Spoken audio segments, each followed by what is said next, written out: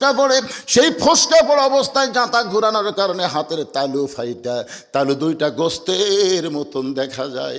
নবী ঘরের কোনায় গিয়ে বলে, আল্লাহ, দুনিয়ার কত ধনী যুবক আমার কলিজার টুকরা ফাতেমার বিয়ে করতে চাইছিল, কিন্তু তুমি আল্লাহ ঘটকানি করে এমন একটা গরিব আলীর সঙ্গে ফাতেমার বিয়ে হলো।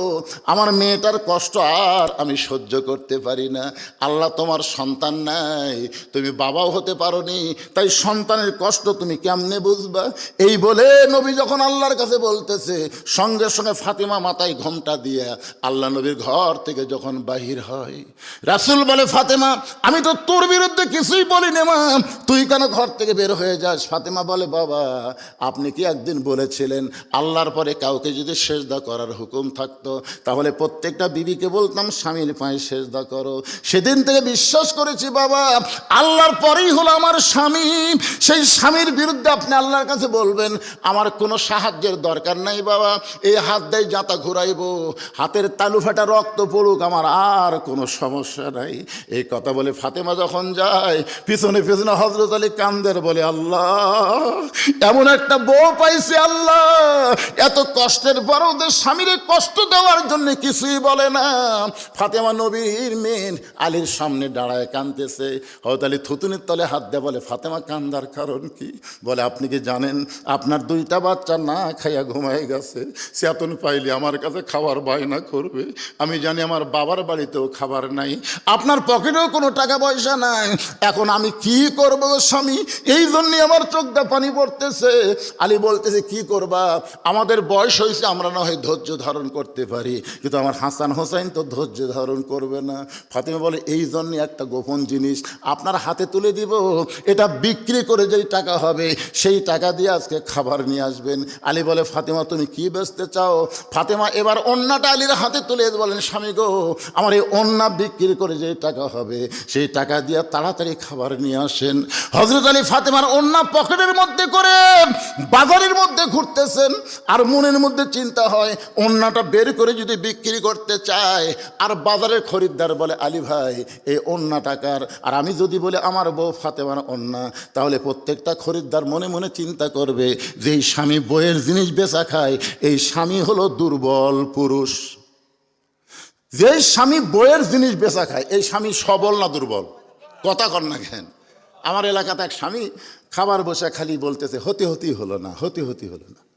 বউ কয়, কি বারে হতে হতে হলো না কি? বলে, আমার জমির ধারে একটা জমি আছে, তো এই জমিটা বিক্রি করবে, 80,000 টাকা দাম নেবে, কিন্তু আমার 60,000 টাকা আছে, খালি 20,000 টাকার জন্য জমিটা হাত ছাড়া হচ্ছে। বউ বলতেছে, ইন্নাল্লাহ মা সাবিরিন, ধৈর্য ধরেন, এ বছর হলো না, সামনে বছর হবে। স্বামী বলতে, তোর বাপের জমি, যে আমার জন্য 1 বছর দেরি করবি। বউ বলে, আমার উপর রাগ করেন কেন? বলে, রাগ করার কারণ হলো, তুই যে গলাত মালা দিয়ে আমাকে খাবার দিচ্ছিস, এই মালা তোর বাপ বিয়ার সময় দিছে, এখন মালার সাইজ আছে, কত নতুন নতুন সোনার মালা নামছে রে, তোর এই পুরাতন মালা গলাত দিয়ে যখন খাবার দিস আমার খালি বিরক্ত লাগে, ওই মালাটা আমাকে খুলে দে। মালা বেচে আমি জমিটা কিনি, আগামী বছর এই সময় মুসলমানের বাচ্চা ওয়াদা করতেছি, খাবার থালি সামনে নিয়ে 2 ভরি সোনার মালা বানা দেবো রে। এমন একটা কথা বলেছে, বউ খুশি হয়ে মালা খুলে দিছে, ওই মালা বেচে জমি নিস। 1-8 বছর পরে মেয়েরা কিন্তু সব কিছু ভুলে গেল, কতক জিনিস ভোলে না, জোরে কোন কথা ঠিক কিনা? মেয়েরা দেখবেন ওর বাপের আত্মীয় স্বজন যখন আসে তখন কিন্তু ভোলে না, কয় তরকারি লাগবে, কি খিলান লাগবে সব। আর যখন শ্বশুরের কেউ আসে তখন একটা ওর মনে থাকে না, একটাও মনে থাকে না। এরকম কতগুলা মেয়ে আসে না, দেখবেন ওর বাপ আসতেছে, ওর ভাই আসতেছে, ওর বোন আসতেছে, আমার বাপ ট্যাংরা মাছ খায়, আমার মা বাপ পতাশি খায়, আমার বাপ এডিয়া খায়, ওর বাপ ওডিয়া খায়। আর স্বামীর বাপ আসতেছে, কই বুড়া মানুষ খাবার পারবি, তাই ডায়াবেটিস। 1 বছর পর ঠিকই ওই সময় খেয়াল করে বলতে, কে গো, গত বছর মালা বিক্রি করে জমি কিনলেন, 1 বছর হয়ে গেছে, এখন মালার খবর কি? স্বামী বলতেছে, তুই আমার কাছে আয়। বউ যে কাছে আইছে, তুই বদরুশিদ রস শুনিস না? তো বউকে বদরুশিদ আবার কি ওয়াজ করছে? বদরুশিদ ওয়াজ করছে, মেয়েরা কেবলমাত্র এক ব্যক্তির জন্য সাজতে পারবে, সেই ব্যক্তি হলো তার স্বামী। স্বামী ছাড়া অন্য কারোর জন্য গলাত মালা দেওয়া জায়েজ নাই। এখন বল, তোকে যদি আমাকে মালা ছাড়াই ভালো লাগে, তাহলে অযথা মালা কেনার কোনো দরকার আছে? ভালোবাসা কোন জানিস সে, মালা কি দরকার? বউ কয় আল্লাহর এই তো বড় সিটার রে। এরকম স্বামী দুনিয়াতে আছে না নাই? হযরত আলী হচ্ছেন আসাদুল্লাহিল গালিব। মনের মধ্যে চিন্তা হয় অন্য বের করে যদি বিক্রি করবার চায়, আর খরিদ্দার যদি জিজ্ঞাসা করে আলী ভাই এই অন্য টাকার, আমি যদি বলি আমার বউ ফাতেমার অন্যা, তাহলে খরিদ্দার মনে মনে চিন্তা করবে আলী দুর্বল হয়ে গেছে, পকেটের মধ্যে নিয়ে গোটা বাজার ঘুরতেছে। এমন সময় এক খরিদ্দার সালাম দেয়, বলে আলী ভাই আমার মনে হয় আপনি কিছু বিক্রি করবেন। আলী চম করছে, কে রে? আমার পকেটে অন্যা, আল্লাহর আমি ছাড়া কেউ জানি না। হযরত আলী তাকায় দেখে খরিদ্দার একটা ব্যাগের মুখ ফাঁক করে রাখছে। হযরত আলী পকেট থেকে ওন্না বের করে ব্যাগের মধ্যে দিলেন। খরিদ্দার একটা বারের জন্য ওন্নার দিকে তাকাইল না। আলীর হাতে 6টা দিরহাম দিয়ে খরিদ্দার যখন চলে যায়, হযরত আলী 6টা দিরহাম নিয়ে এক দৌড়ে খাবার দোকানে। ও দোকানদার ভাই, আমার হাসান হোসেন না খাইয়া ঘুমায় গেছে, সেতন পাইলে মায়ের কাছে বায়না ধরবে, এই 6টা দিরহামের যে খাবার হয় তাড়াতাড়ি টোপলা করে দাও। দোকানদার 6টা দিরহামের টোপলা করে যেই মাত্র হযরত আলীর হাতে দিবার চায়, হযরত আলী বাম হাতে টোপলা নেবে, ডান হাতে 6টা দিরহাম দেবে। এমন সময় এক ফকির এসে বলতেছে, আলী ভাই আজকে 3 দিন হলে আমার বাড়িতে কোনো খাবার নাই, যদি পারো আল্লাহর রাস্তা আমাকে একটু সহযোগিতা করো। হযরত আলীর মনের মধ্যে এত রাগ হয়েছে, ওই ফকিরকে বলবে আল্লাহর রাস্তে মাফ করো। এই মাপ যখন হযরত আলী চাবে, এমন সময় আল্লাহর কোরআন বলতেছে, আম্মা সাইলা ফালা তানহার, আলীরে সাইলকারীর সঙ্গে খারাপ ব্যবহার করিস না। হযরত আলী মনে মনে চিন্তা করে 6টা দিরহাম, একটা দিরহাম ফকিরকে দেব, বাকি 5টা দিরহাম নিয়ে খাবার নিয়ে বাড়ি যাব। এই মনে করে একটা দিরহাম যখন ফকিরকে দিবার চায়, আল্লাহর কোরআন বলতেছে, ওমা তুনফিকু মিন শাইইন ফি সাবিলিল্লাহি ইউফা ইলাইকুম ওয়া আনতুম লা তুজলামুন। আলী রে ফকিরকে একটা দিরহাম দে, ইউফা ইলাইকুম, আল্লাহ তোকে 10টা দিরহাম ফেরত দিবে। ফকিরকে 2টা দিরহাম দিলে আল্লাহ 20টা দিরহাম তোমারে ফেরত দিবে। তুমি যদি 6টা দিরহাম দাও রে আলী, আল্লাহ তোমাকে 60 দিরহাম ফিরাইয়া দিবে। হযরত আলী আল্লাহর কোরআনকে বিশ্বাস করে ফকিরকে 6টা দিরহাম যখন দেয়, ফকির হাসতে হাসতে যখন দিরহামগুলো নিয়ে যায়, দোকানদার বলে আলী ভাই টোপলার খবর কি? আলী বলতে, টোপলা দিয়ে আমার হবে না, তুমি 2 বস্তা খাবার প্যাকেট করো। দোকানদারকে 2 বস্তা খাবার প্যাকেট করার কথা বলে হযরত আলী বাজারের মধ্যে ঘুরতেছে। এমন সময় এক ব্যক্তি উট নিয়ে রাস্তা দিয়ে আসতেছে, আর বলে আলী ভাই অযথা বাজারে ঘোরা জায়েজ নাই, এই উটটা কিনে নেন। আলী বলতেছে, একটা পয়সাও পকেটে নাই, তোমার উটটা কেমনে কিনবো? উটওয়ালা বলতেছে 100 দিরহাম বাকিতে উটটা কিনেন, বিক্রি করে আপনি টাকা দিবেন, এটাও কি পারবেন না? আলী 100 দিরহাম বাকিতে উটটা নিয়ে যেই মাত্র উটের বাজারে গেছে, চারিদিক থেকে মুসলমানেরা ঘিরে ধরে বলতেছে, ওগো আল্লাহর বান্দা শিক্ষামন্ত্রী হযরত আলী, জোরে বলেন সুবহানাল্লাহ। আল্লাহ নবী যখন মদিনার রাষ্ট্রপতি হয়েছিলেন, তখন হযরত আলীকে নবী শিক্ষামন্ত্রীর দায়িত্ব দিয়েছিলেন। সুবহানাল্লাহ কন না কেন? আবু বকর হচ্ছে ধর্মমন্ত্রী, ওমর ফারুক হচ্ছে আইনমন্ত্রী, আর ওসমান গনি হলো অর্থমন্ত্রী। সুবহানাল্লাহ কইতে পয়সা লাগে? তা আপনি শিক্ষামন্ত্রী হয়ে এই উট বেচা কেনা কবে থেকে শুরু করলেন?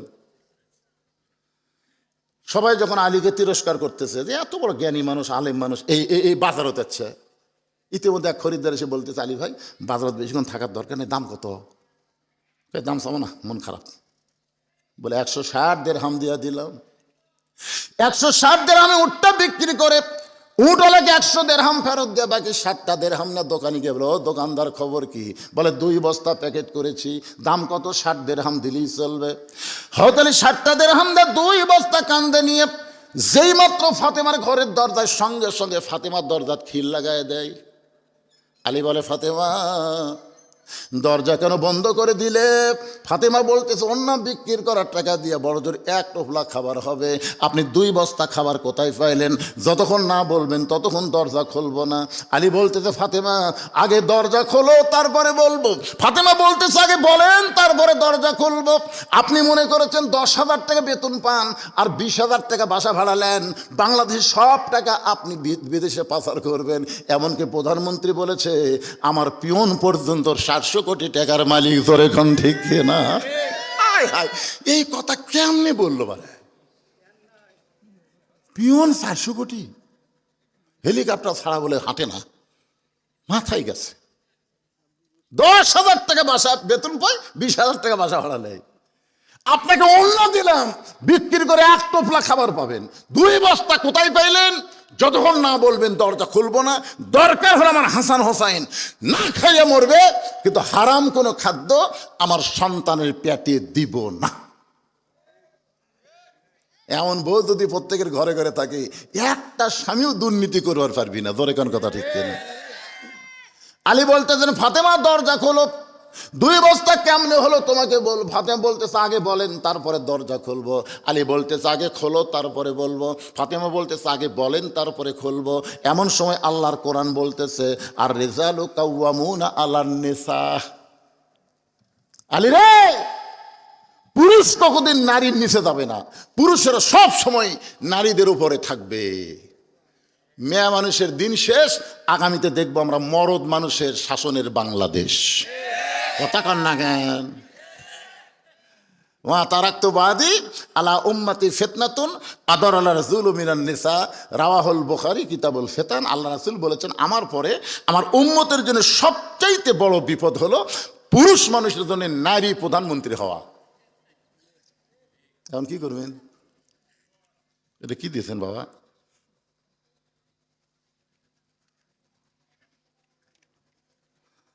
ও আচ্ছা, বলবো, এরই মধ্যে আছে, ওয়াজের মধ্যে সবই আছে।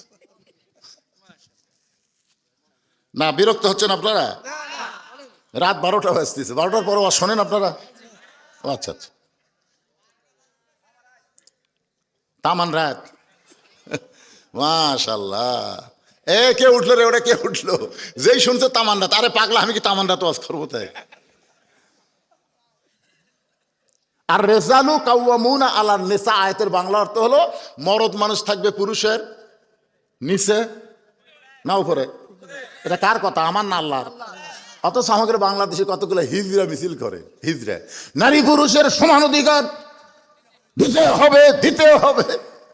এর নারী পুরুষের সমান অধিকার তুমি কেমনে চাও? নারী যদি মা হয়, বাপের চাইতে মায়ের দাম বেশি। জোরে কোন কথা ঠিক কিনা? নারী যদি মেয়ে হয়, ভাইয়ের চাইতে মেয়ের অধিকার বেশি। কিন্তু নারী যদি বউ হয়, ওই জায়গার সমান অধিকার তুমি কেমনে চাও রে পাগলা? এখন জ্বালানি পদ্মার চরে ঘর বানাইছে, চাটাইয়ের ঘর। ঘরের থেকে মাছ ধরে আর বেছে। হঠাৎ একদিন উঠছে ঝড়, এত জোরে ঝড় উঠছে, পদ্মার চরে খালি বালু উঠতেছে। 1-1 ঘন্টা হয় ঝড় থামে না। জ্বালা বলে, বউরে আমার যে পেশা ফেলে গেল রে। কয় না, এখন দরজা খোলা যাবি না, বালু এসে সব মেখে যাবি। ঝড়ও থামে না, পেশাবো যে কটকটানি শুরু হল, তাহলে ঘরের কোনাত পেশাব করি। বউ কয়, আপনি পাগল হচ্ছেন নাকি? এত বড় মরদ মানুষ ঘরের কোনাত পেশাব করে দুর্গন্ধ থাকা যাবে? স্বামী কয়, তাহলে কি করি রে? বউকে একটা কাম করেন, আপনি আমার কান্দর চড়েন। কান্দর চড়ে ওই যে চাকু আছে, ওই চাকু দিয়ে চাটাই স্যাত করেন। মানে আপনার যন্ত্র মোতাবেক একটা স্যাত করে ওই স্যাত দিয়ে বার করে পেশাব করেন। বউয়ের বুদ্ধি শুনে স্যাত করে যন্ত্র বার করে পেশাব করছে। 1-1 ঘন্টা হয়, ঝড় থামে না। বউ কয়, আমারও পেশাব লাগছে। স্বামী কয়, কোনো টেনশন নাই, কান্দর চড়ো, স্যাত বরাবর করো। বউ কান্দর দিয়ে পেশাব করবার কাছে, বউ পেশাব করে, সব পেশাব দিয়ে বুক ভিজা যায়। কেরা দিদি কোথায় পেশাব করি, কোথায় করে? বউ কয়, মরার স্বামী জানো না, সব জায়গার সমান অধিকার চলে না। জোরে কোন কথা ঠিক কিনা? আপনার কোন সব জায়গায় সমান অধিকার চলবে? আল্লাহ কোরআনে বলেছেন, আর রিজালু কাওয়ামুনা আলান নিসা, পুরুষেরা থাকবে নারীদের উপরে। এই কথা কার? হযরত আলী। ফাতেমা যখন দরজা খুলতেছে না, 2 বস্তা কান্দে করে নিয়ে নবীর দরবারে হাজির। আল্লাহ নবী তখন বসেছিলেন। নবী আমার দাঁড়িয়ে গেলেন, দৌড়ে এসে আলীর কপালে একটা চুমা দিয়া নবী নিজের হাতে আলীর কাঁধ থেকে 2 বস্তা নামায় নিলেন। জোরে কোন সুবহানাল্লাহ। আল্লাহ রাসূল বলে, আলী, তোমার কপালে চুমা দিলাম, তোমার কপালে চুমা দিলাম, অথচ তোমার মুখ ভার কেন? আমি তোমার কাঁধ থেকে বস্তা নামায় নিলাম, তোমার কপালেও চুমা খেলাম, তুমি মুখ ভার করে আছো কেন? বলে, হুজুর আপনি মানুষ খুবই ভালো, কিন্তু আপনার বেটি। রাসূল বলে, কি খবর চাস? আলী কিন্তু নবীর আপন চাচাতো ভাই, পরে হয়ে গেছে জামাই। সুবহানাল্লাহ। রাসূল কি কি কি বলবার চাস? আমার বেটির ব্যাপারে কি বলিস? না তেমন কিছু না, 1-1 ঘন্টা দরজার ডাড়া ছিলাম, দরজা খোলেনি। বাধ্য হয়ে আপনার কাছে আইছি হুজুর, দরজাই খোলেনি। কি জিদ, কেন 2 বস্তা হলো না বলা পর্যন্ত দরজা খুলবি না? মেয়ে মানুষের এত জিদ ভালো? আল্লাহ রাসূল বলে, আলী আমার মেয়ে যদি দরজা খুলতো তুই কি এখানে আসতি? আলী কয়, না হুজুর, দরজা খুললে আবার এখানে আসবো কেন? আল্লাহ রাসূল বলে, আলী রে, আমার মেয়ে দরজা না খোলার পিছনে কারণ হলো তোরে এখানে পাঠায় দিস। আলী বলতেছে, হুজুর আপনার এখানে আমার আসার লাভ কি? রাসূল বলে, আলী রে, তুমি কি বলতে পারো কোন খরিদ্দার তোমার কাছ থেকে ফাতেমার ওন্না কিনেছে? তুমি কি বলতে পারো ওই খরিদ্দারকে? রাসূল বলে, আলী তুমি কি বলতে পারো কোন ফকির তোমার কাছে ভিক্ষা চাইলো? ওই ফকিরের পরিচয় কি আলী রে? কে তোমার কাছে উট বিক্রি করলো, আবার কে খরিদ্দার হয়ে উট কিনলো, তুমি কি বলতে পারো? আলী বলতেছে, রাসূলুল্লাহ আমি কিছুই জানি না। রাসূল বললেন, আমি তোমাকে জানাবো। তুমি জানো না, আমি তোমাকে জানাবো। তুমি বলো আলী, ফাতেমার ওন্না কে কিনেছে? আলী বলতেছে, জানি না। তোমার কাছে কে ভিক্ষা নিল? কে জানি না। উট কে বেচলো? কে জানি না। কিনলো কে? তো জানি না। না জানলে চলবি? জানার দরকার আছে না নাই? দরকার আছে না নাই? বসো বসো। ইন্নী বুইসতু মুআল্লিমান লিউতাম্মিমা মাকারিমাল আখলাক। জোরে কোন সুবহানাল্লাহ। আল্লাহ আমাকে শিক্ষক করে দুনিয়াতে প্রেরণ করেছেন।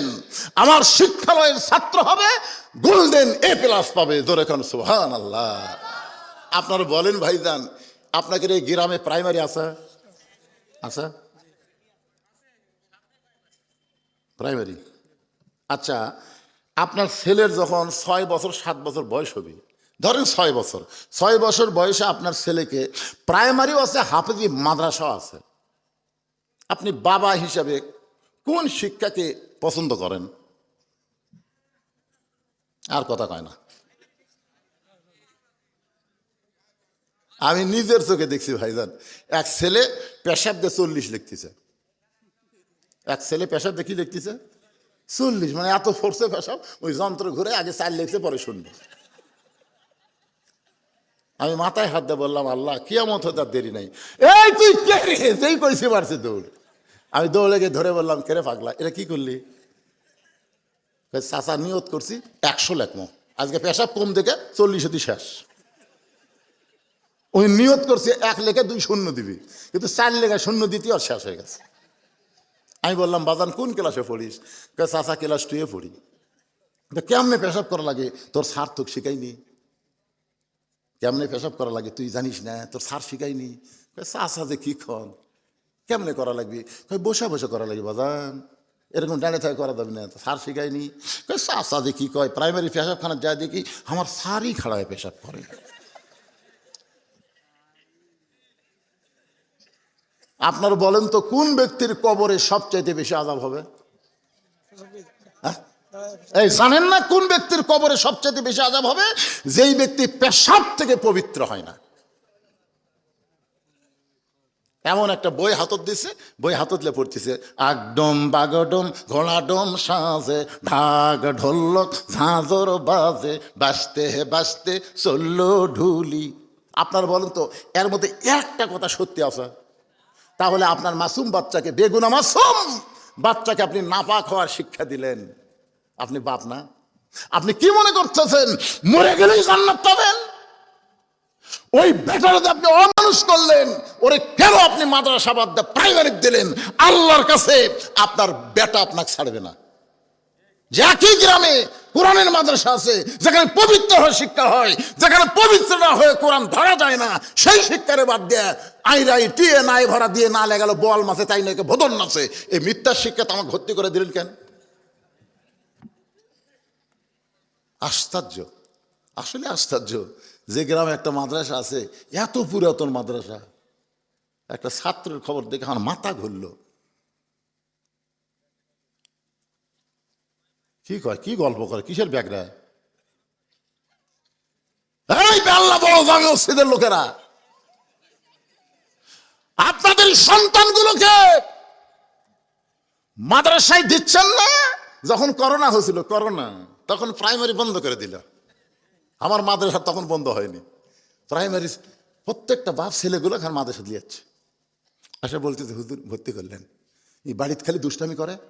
এখন প্রাইমারি কয় যে করোনার কারণে বন্ধ হয়ে গেছে, খুলবি না হুজুর। আমি বললাম আমাদের গোলা খোলা আছে। আমরা বুঝেছি হুজুর আপনাদের গুলো পবিত্র, এরকম করোনা ধরবি না, এই জন্য আমাকে শ্লোক ভর্তি করলেন। 37 জন ভর্তি করে, 37 জন প্রাইমারির বাচ্চা, 1-এ পড়ে 2-এ পড়ে, এদের ভর্তি করে নিয়ে আমি মসজিদের মধ্যে গেলাম। আল্লাহ আল্লাহ 3টা বছর করোনা বেশি করে দেব আল্লাহ, আরো 3 বছর বাংলার জমিনে করোনা থাক। তো ওই ভাগরা বলতে যে হুজুর করোনা ভালো হওয়ার জন্য দোয়া করে, আপনি বাড়ার জন্য দোয়া করেন। করোনা যত বাড়বে প্রাইমারি বন্ধ হবে, মাদ্রাসা চালু হবে। জোরে কোন কথা ঠিক কেন? কারণ ঠেলাত না পড়লে হিন্দুরাও পর্যন্ত আল্লাহ কয়, আপনি জানেন? ঠেলাত পড়লে নৌকার মধ্যে চড়িয়েছি আমি, যাবো মাজনাবাড়ি, 100 যাত্রী নৌকা, যমুনার মাঝখানে আকাশে কালো মেঘ করে বাতাস। 100 জনের যাত্রীর মধ্যে 2টা হিন্দু আমার কাছে এসে বলছে যে হুজুর আকাশে কালো মেঘ করছে, বাতাস উঠছে, কিছু করেন।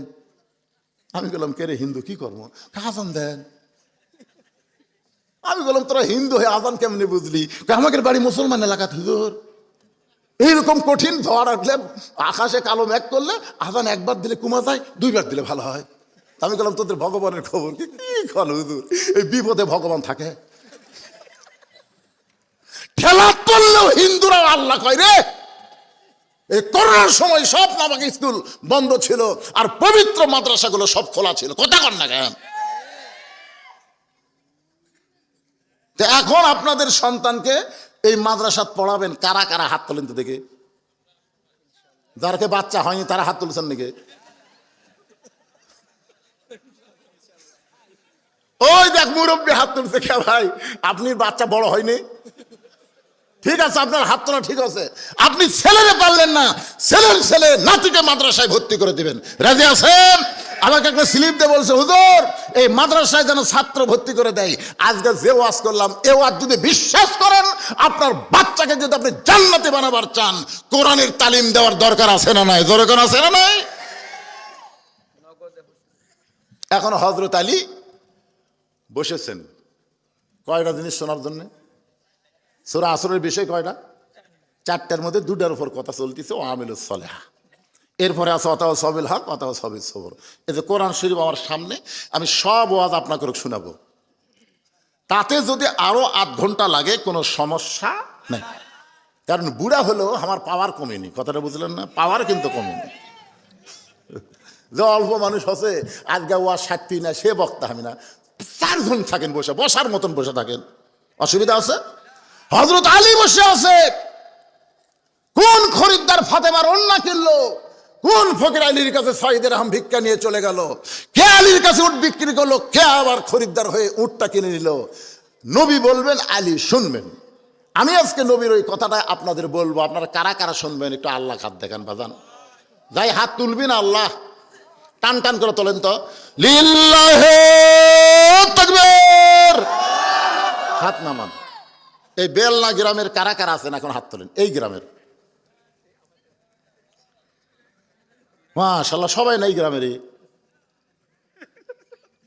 তাহলে এসি কেনার জন্য হাত নামান। এসি কেনার জন্য একটা করে 1000 টাকা দেওয়া লাগবে। এত হাত যখন উঠছে, আমার তো 10টা এসির দরকার নেই, খালি 3টা হলেই হবে। 1000 করে টাকা ভাইজান, 1000 করে হাত তোলেন। 1000 করে টাকা দিবেন। যে হুজুর আমি 1000 টাকা দেবো, এসি লেখা থাকবে, এসি কেনার জন্য 1000। মাশাআল্লাহ।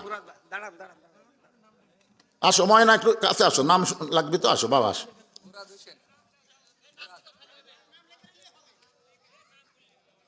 এই দেখেন কতগুলো হাত তুলছে, এগুলো সব একবারে দেখেন। এসি হবি না?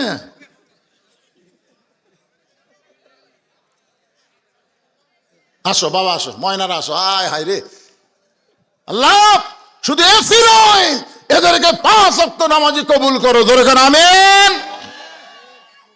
কেউ যদি বলেন হুজুর আমি 1000 চাইছেন কেন, 5000 দিব, তাহলে আপনারা এসির জন্য 5000 দিবার পারেন। এখানে একজন মা, আমার নাম হলো খতেজা, মা খতেজা এসির জন্য 5000 টাকা দান করেছে। আল্লাহ মা খতেজার দানকে কবুল করেন। 5,000 টাকা মা দিল। ওই মা কি মসজিদে নামাজ পড়ে পারবে? কিন্তু তারপরেও মা এসির জন্য দেখেন 5,000 টাকা দিছে। আল্লাহ আমার মাকে, মা খাদিজার সঙ্গে জান্নাতি কবুল করেন। জোরে বলে আমিন। মসজিদের জন্য চাওয়া হচ্ছে, যারা অন্য সাইড মারবে, আল্লাহ আল্লাহ, এখনই হাত তুলছে, আলী বসে আছে, সেও আর শুনবি, এখনই যে যারা অন্যদিকে যায়, আল্লাহ এক আধ মাসের মধ্যে এদের প্যারালাইজ দিও আল্লাহ। হাঁটা বন্ধ হওয়ার বাড়ি পরে, আগে আল্লাহর ঘর। দেখেন মুসলমান কাক হয়। আর আমাদের 6 তলা বিল্ডিং করতেছে, মসজিদ 2 বস্তা সিমেন্ট লাগবে, মুয়াজ্জিন যা বলতে, চাচা 2টা বস্তা সিমেন্ট লাগবে। আমি খুব অভাবে আছি ভাই, আমি খুব অভাবে আছি। বলছে চাচা সিমেন্ট লাগবে, ওই বলছে আমি খুব অভাবে আছি ভাই। ওই 6 তলা বিল্ডিং করতেছে, ওটি সিমেন্টের অভাব নাই, কিন্তু মসজিদে 2 বস্তা দিবার গেলে ওর অভাব দেখা যায়। কি কন, এরকম অবস্থা হয় না আপনাদের? তো একটা করে 1000 টাকা আল্লাহর ঘরত দিবেন, সেটা দিতেও শয়তান যদি গড়িমসি করায়, তাহলে কি বুঝবেন? দুনিয়ারই সম্পদ। আমার মায়েরা, ও মা আপনারা দেন মা, হতে তা 5000 টাকা দিতে, মায়েদেরই মন ভালো আপনাকে এলাকায়। আপনারা দেন মা, ওদের কাছে কেউ যান, দেখবেন ওরা এসির জন্য টাকা দিবে, ওরকে টাকা দিয়েছি হবে। খালি যাইয়া দেখেন ওরকে মন কত বড়। আর মরদগুলা বসে আছে, একটা করে 1000 টাকা চাইলাম তাই দেয় না। মানে এসির বাতাস খাবি না এরা, আরে এসি আর ফাটিকে তারা, এরা সব বাইরের নাই এলাকারই। হ্যাঁ, সবগুলো হাজি সাহেব, মাশাআল্লাহ। কে হাজি সাহেবরা দেন না? 5000 করে দেন, আপনারা দেন, বেশি হয়ে যাক। যখন দিবেন লিল্লাহি তাকবীর, এসি যখন কিনা হবে তখন দেওয়া হবে। আমরা তখনই তো চাচ্ছি, আজকে টাকার কি দরকার? এত বড় সুন্দর কথা কবে আমার এত ঘ্যাও ঘ্যাও করা লাগে, হয়ে গেছে। এ কয় সিয়ার আল্লাহর দুর্গে 5 টাকা করে 1000 টাকা দিয়েছি, হবি না? ইনশাল্লাহ হয়ে যাবে। আল্লাহর সবচাইতে দামি বান্দা হলো হাজি বান্দা।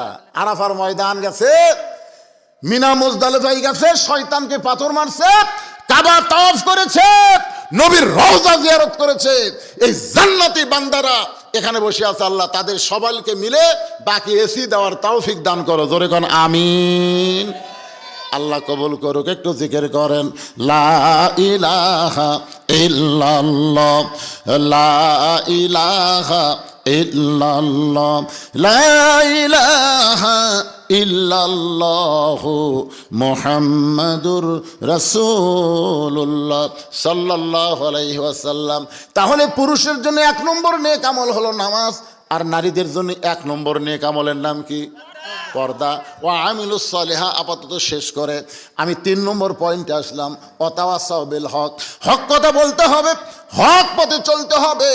প্রয়োজন হলো আবু সাইদের মতো হকের পক্ষে বাতিলের বিরুদ্ধে জীবন দেওয়া লাগতে পারে।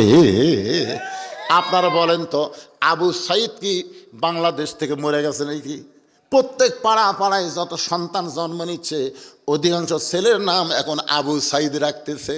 আমি যে পাড়ায় বাড়ি, এ পাড়ায় এ পর্যন্ত 3টা ছেলের নাম আবু সাইদ। 3টা ছেলে আবু সাইদ নাম তোছে। তাহলে আবু সাইদ মরছে, পাড়ায় পাড়ায় জন্ম নিচ্ছে পারে। সুবহানাল্লাহ। আপনারা বলেন তো, আবু সাইদ কেন মরেনি? কারণ সে বাতিলের বিরুদ্ধে হকের পক্ষে 2 হাত বাড়াইছে। আমি বুখারী শরীফে একটা হাদিস দেখলাম, আল্লাহ নবী বলেছেন, শহীদের কষ্ট, শহীদ যখন দুনিয়া থেকে বিদায় নেবে, তার কষ্ট একটা খুদি পিঁপড়া কামড় মারলে যেরকম হয়, তার চাইতেও কম হবে। খুদি পিঁপড়া মানে যেই পিঁপড়া চিনি খায়। আচ্ছা, ওই রকম 10টা পিঁপড়া যদি আপনার হাতত কামড়ায়, আপনি কি করবেন? আপনি করে চুলকাই কাটে, মানে চুলখানার মতন পিঁপড়া কামড়ে, এর চাইতে বেশি কষ্ট হয় না। আমি আবু সাইদের এই দুনিয়ার থেকে বিদায় নেওয়ার ভিডিওটা বারবার দেখলাম। এভাবে হাত বাড়ায় দাঁড়িয়ে আছে, এক হাতে একটা লাঠি, আর এরকম করে একটা গুলি প্রথম লাগলো। আমি ভিডিওটা জুম করে কাছে নিয়ে দেখলাম, না ও মারে, ও বাবারে, কোনো কথা নেই। গুলি লাগার পরেও এরকম কোনো শব্দ না করে বলতেছে মার। আবার আগে আসে 2 ধাপ, আবার একটা গুলি করছে, তাও কোনো কান্নার শব্দ নেই। 3য় গুলি যখন করলো, তখন একটু পিছন দিকে হেঁটে 2 ছেলে এসে যখন ধরলো, আস্তে করে টলে পড়লো। তারপরেও তার মুখে কান্নার কোনো আওয়াজ নেই। তখন বুঝলাম, এই যে নবী বলেছে, পিঁপড়া কাটার চাইতেও যন্ত্রণা কম। আপনারা বলেন তো, সামান্য একটা হাঁকের পাও কাটে গেলে ও বারে বাবারে কত কি কই, জোরে কোন ঠিক কিনা? অথচ 3টা গুলি হজম করতেছে, কোনো শব্দ জবান থেকে বের হচ্ছে না। ওয়ালা তাকুলু লিমান ইউকতালু ফি সাবিলিল্লাহি আমওয়াতুন বাল আহইয়াউ ওয়ালাকিন লা তাশউরুন। হক পথে চলতে হবে, হক কথা বলতে হবে। আল্লাহ বলেছেন হকের পথে তুমি যখন আল্লাহর সৈনিক হবে, আল্লাহর পক্ষ থেকে পরীক্ষা হবে, দুনিয়ার পক্ষ থেকেও পরীক্ষা হবে। সিরাজগঞ্জ রোডে আমার বউ আমাকে বলতেছে, এখন আপনি কোথায়? আমি বললাম রোডে আছি। টাঙ্গাইল থেকে 2.5 কেজি চমচম নিছি গো, মেয়েরা খুব পছন্দ করে। বউ বলতেছে যতই চমচম নেন আসেন না। আমি মেয়েদের জন্য চমচম কিনছি, বাড়িতে নিয়ে মেয়েদের খাওয়াবো। আমার বউ বলতেছে যতই চমচম কিনেন আসেন না। আমি বললাম কেন? বলে মাগরিবের পর থেকে পুলিশ ঘুরতেছে।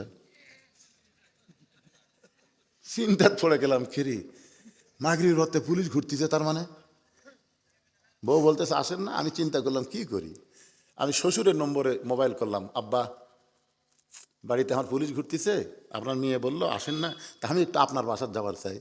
শ্বশুর বলতেছে নাউযুবিল্লাহ, খবরদার খবরদার, আমার এখানে আসবে আর পুলিশ এখানে আসবে, দরকার নেই। আমার যত বন্ধু বান্ধব ছিল সবাইকে মোবাইল করলাম, কে রে ভাই মস্ত বড় বিপদে ভাই, আজকের রাত খালি তোমার বাড়িতে থাকবার চাই। না হুজুর আপনি কালারিং হয়ে গেছেন। গাড়ি থুয়ে আসলাম রাস্তায়, গাড়ি ধরিস ধর। গাড়ির থেকে নামে আলুর বাগলের মধ্যে চাদর পেড়ে কম্বল পেড়ে ঘুম পাড়তেছে। কি মনে করতেছেন? ওয়ালা নাবলুওয়ান্নাকুম বিশাইইম মিনাল খাউফি ওয়াল জুই ওয়া নাকসিম মিনাল আমওয়ালি ওয়াল আনফুসি ওয়াস সামারাতি ওয়া বাশশিরিস সাবিরিন। 4 নম্বর বিষয় হলো অতাওয়াসাউ বিস সবর। সূরা আসরের শেষ কথা হলো অতাওয়াসাউ বিস সবর, ধৈর্য ধারণের ওয়াজ করা লাগবে। নানা রকম বিপদ আপদ মুসিবত আসলে ধৈর্য ধারণের শিক্ষার দরকার আছে না নাই? এজরকন আছে না নাই? ইন্নাল্লাহা মা'আস সাবিরিন। কোনোদিন বাচ্চা হয় না মেয়েটার, বিয়ে হওয়ার পরে এবার প্রথম বাচ্চা হবে। আপনার বলেন তো বাচ্চা হওয়ার ঠেলা আছে না নাই? এজরকন আছে না নাই?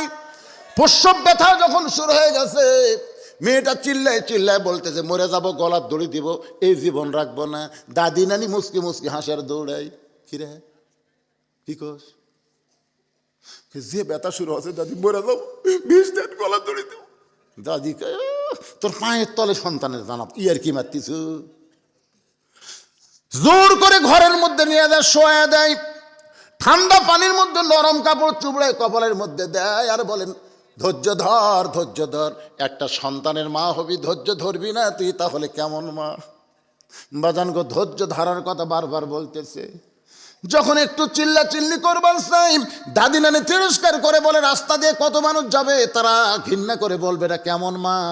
সন্তানের জন্য চিল্লা চিল্লি করতেছে, ধৈর্য ধর, দাঁতের উপর দাঁত দে, একটু ধৈর্য ধর, একটু ধৈর্য ধর, তুই মা হবি। তোর পায়ের তলে আল্লাহ সন্তানের জান্নাত দিয়েছে। মা হওয়া এত সহজ না। কি বলবো প্রসবের কথা, মা বিনে সেই ব্যথা কেউ তো বুঝিবে না। মাজন ঠেকিয়া সন্তান দায় অকালে মা মারা যায়, কেন সে মায়ের ভক্তি করো না? এমন দরদি ভবে কেউ হবে না আমার মা গো। ধাত্রী বাচ্চা টানতেছে, ও আবার করিস কে রে, ধৈর্য ধর। বাচ্চাটা যখন প্রসব হয়েছে, এত ব্যথার জন্য মা বেহুশ হয়ে পড়ে গেছে। বাচ্চাটারে গোসল করায়, ওই বাচ্চা যখন এনে মায়ের বুকে দেয়, বাচ্চার পরশে মা হুঁশটা ফিরে পায়। বাচ্চার চেহারা দেখে বাচ্চাকে বুকের মধ্যে এনে মা যখন চুমা খাবার চায়, দাদি নিয়ে তিরস্কার করে বলে কেন চুমা খাবি, লাত্তি মারা ফেলা দে। এরই জন্যই তো গলার দড়ি দিবার চাইলি, বিষ খাবার চাইলি, আত্মহত্যা করবার চাইলি। এ তোরে এত কষ্ট দে দুনিয়া তাইছে, এরে ফাইলা দে, এরে চুমা খাবি না। মা মুচকি মুচকি হাসের বলে দাদি শত কষ্টের পরও সন্তান যখন মা বুকে পায়, ওই কষ্টের কথা মার মনে থাকে না। 2000 ছাত্র জনতা জীবন দিল, 30,000 আহত পঙ্গু হয়ে গেল। কোরআনের বহু সৈনিককে ফাঁসির মঞ্চে নিয়ে গেল। কত আলেমকে মিথ্যা বানোয়াটি কেস দিয়ে জেলখানার মধ্যে রিমান্ডে নিল, কত কষ্ট কত নির্যাতনের পরে সন্তান যেমন পাইয়া মা সব কষ্ট ভুলে যায়, আমরা বাংলার মানুষ ভুলে যাব আল্লাহর কোরআন যেদিন বিজয় হবে, বাংলার আকাশে কলেমার পথ পথ করে পতাকা উড়বে, সেদিন আমরা সব কষ্ট মা সন্তান পাইয়া যেমন ভুলে গেছে, আমরা সব নির্যাতনের কষ্ট ভুলে যাব। জোরে কোন ঠিক কিনা? এজন্য আমাদের ধৈর্য ধরার দরকার আছে না নাই? ধৈর্য ধরবো তাই বলে এই না সন্তান পানিতে ডুবে মরতেছে আমি বলতেছি ইন্নাল্লাহ মা সাবিরিন। ফিরে পাগলামিতে সাঁতার জানে না, ইন্নাল্লাহ কয়ে তোর কাম হবে? এখনকার ধৈর্য হলো দৌড়ে গিয়ে পানির থেকে আগে উঠান লাগবে। ধরে কোন কথা ঠিক কি না? আল্লাহর বান্দারা, সূরা আসরের 4টা বিষয় সংক্ষেপে আপনাদের সামনে আমি আলোচনা করলাম। এবার হযরত আলী বসে আছে, রাসূল বলেন আলী তুমি কি জানো আলী আমার ফাতেমাকে আল্লাহ এত ভালোবাসে, ফাতেমা পর্দানিশী, আর পর্দানিশীর ওন্না দুনিয়ার কোনো মানুষ কিনুক এটা আল্লাহ পছন্দ করে না। জান্নাতের একটা ফেরেশতার হাতে 6টা দিরহাম দিয়া ওই ফেরেশতা মানুষ রূপী ফাতেমার ওন্না 6 দিরহামে কিনে ওই ওন্নাটা আল্লাহ তাআলা জান্নাতের মধ্যে যত্ন করে রাইখা দিয়েছে। আলী তুমি 6টা দিরহাম নিয়ে যখন দোকানে গেলে হাসান হোসেনের খাবার কেনার জন্যে, ওই সময় আল্লাহ ফেরেশতাকে বলল ফেরেশতা এবার ফকিরের রূপে আলীর কাছে যা, ওই আলীর কাছ থেকে 6টা দিরহাম ফেরত নিয়ে আয়। ফেরেশতা বলে মাবুদ মায়ের ওন্না বিক্রি করে বাবা 6টা দিরহাম দিয়ে খাবার কিনবে, আর সেই 6টা দিরহাম ফেরত নিয়ে আসতে হবে। আল্লাহ গো তোমার কি দয়া নাই? আল্লাহ বলতেছেন আল্লাযী খলাকাল মাউতা ওয়াল হায়াতা লিয়াবলুয়াকুম আইয়ুকুম আহসানু আমালান। ফেরেশতারে আজকে আলীর সুন্দর আমলের পরীক্ষা হবে। আলী আল্লাহর কোরআনকে বেশি ভালোবাসে না তার সন্তানকে বেশি ভালোবাসে? আল্লাহর কোরআনকে যদি বেশি বিশ্বাস করে ভালোবাসে তাহলে সন্তানের খাবার নিবার পারবে না, ফকিরকে 6টা দিরহাম আল্লাহর কোরআন অনুযায়ী দিতে বাধ্য থাকবে। নবী বলে আলী ওই ফেরেশতা ফকির হয়ে তোমার কাছে 6টা দিরহাম নিয়ে যখন আল্লাহরে দেয়, আল্লাহ তাকায় দেখে ফেরেশতা মানুষ রূপী চোখ দাও দর দর করে পানি পড়ে। আল্লাহ কয় কান্দিস না রে ফেরেশতা, যা যা একটা উট আলীর কাছে 100 দিরহামে বিক্রি করবি। নবী বলে আলী ওই ফেরেশতা উটওয়ালা হয়ে তোমার কাছে 100 দিরহামে উটটা বিক্রি করলো, আবার ওই ফেরেশতাকে আল্লাহ খরিদ্দার বানায় 160 দিরহাম দিয়া উটওয়ালাকে 100 দিরহাম ফেরত দিলা, আর তুমি 6টা দিরহাম দান করার কারণে আফা ইলাইকুম আল্লাহ তাআলা দুনিয়াতেই তোমাকে 60টা দিরহাম দিয়া দিল। আল্লাহর কোরআনকে যদি আমরা বিশ্বাস করে আল্লাহর ঘর মসজিদে দান করে থাকি তাহলে কখনোই মনে করবেন না যে আপনাকে আল্লাহ ফাঁকি দিবে। আপনি যা দিচ্ছেন তার 10 গুণ আল্লাহ 2-4 দিনের মধ্যে আপনাকে দিবে। সুবহানাল্লাহ কন না কেন? বিশ্বাস আল্লাহর কোরআনের উপর আছে না নাই? হ্যাঁ, বিশ্বাসে মিলাই বস্তু তর্কে বহুদূর। আল্লাহ তাআলা আমাদের সবাইকে 5 ওয়াক্ত নামাজ মসজিদে জামাতের সঙ্গে আদায় করা তৌফিক দান করুক। সকলে বলে আল্লাহুম্মা আমিন। আস্তাগফিরুল্লাহ রাব্বি মিন কুল্লি জামবি ওয়া আতুবু ইলাই। লা হাওলা ওয়ালা কুওয়াতা ইল্লা বিল্লাহিল আলিয়্যিল আযীম। সব দেশে মনে করে দিলাম আল্লাহুম্মা আমিন। আল্লাহুম্মা আনতাস সালাম ওয়া মিনকাস সালাম তাবারাকতা ইয়া যাল জালালি ওয়াল ইকরাম। আল্লাহ আল্লাহ তোমার বেলনার বান্দারা কষ্ট করে মেহনত করে আজকের এই কোরআনের মাহফিল আয়োজন করেছে। আল্লাহ তোমার মসজিদকে উপলক্ষ করে আল্লাহ মাহফিলকে কবুল করে নাও। আল্লাহ মাগরিব থেকে পর্যন্ত যতটুকু আলোচনা হয়েছে ভুল ত্রুটি মাফ করে হাদিয়া মঞ্জুর করো। সোনার মদিনায় নবী পাকের রওজা মোবারক আল্লাহ কবুল করো।